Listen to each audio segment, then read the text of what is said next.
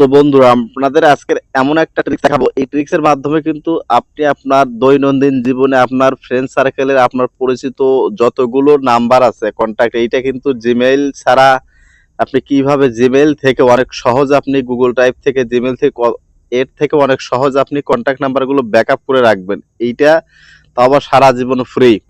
তো এইটা কিভাবে করবেন প্রত্যেকটা বিষয় আজকের ভিডিওর মাধ্যমে দেখাবো। অনেকে কিন্তু আছেন জিমেইলে আপনারা কিন্তু স্টোর করে রাখেন, কিন্তু অনেক মানুষের কিন্তু ফোনটা রিসেট দেওয়ার পরে বা জিমেইলের পাসওয়ার্ড কিন্তু মনে রাখতে পারেন বা জিমেইল গুলো কিন্তু মনে রাখতে পারেন না।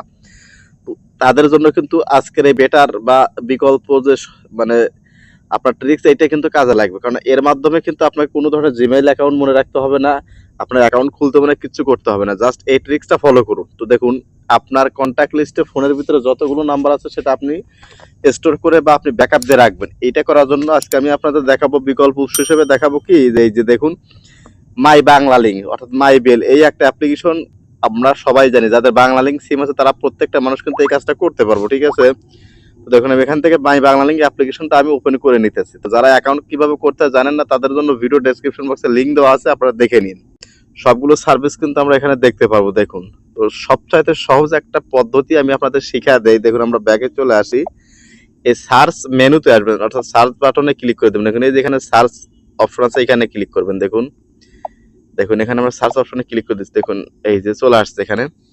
এখানে আসার পরে জাস্ট আপনি লিখবেন কন্ট্যাক্ট ব্যাকআপ। দেখুন এই যে 1 2 3 এই 3 নাম্বারে কিন্তু এর আগে আমি সার্চ করে এটা কিন্তু অলরেডি শো করতে। জাস্ট আপনার কি করবেন, কন্ট্যাক্ট ব্যাকআপ লিখে সার্চ করবেন বা আপনার যে সার্ভিসটা দরকার এখানে লিখবেন।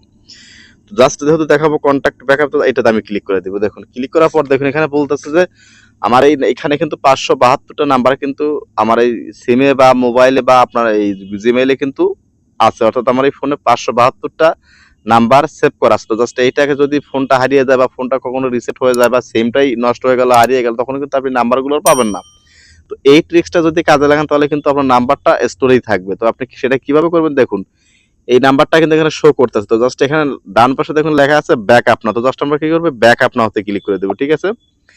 ব্যাকআপ নাওতে ক্লিক করার পরে এরকম একটা পপ আপ উইন্ডো আসবে। দেখুন বলতেছে will be backup in Banglalink cloud. তো জাস্ট আমরা কি করবো, এখান থেকে এই যে কনফার্মে ক্লিক করে দিব। দেখুন ব্যাক মানে বলতেছে ব্যাকআপ সাকসেসফুল। দেখুন এখান থেকে আমরা কি করব, গট ইটে ক্লিক করে দিব। দেখুন এই যে এখন কিন্তু দেখুন লাস্ট ব্যাকআপ এই যে আজকের সময়টা দেখাচ্ছে এবং কত তারিখ সেটা দেখাচ্ছে, এবং এই যে আপনি যখন এইটাকে আবার রিস্টোর করবেন এখান থেকে কিন্তু আপনি রিস্টোর করতে পারবেন। এখান থেকে রিস্টোরে ক্লিক করলে কিন্তু আপনি আবার রিস্টোরে যেতে পারবেন।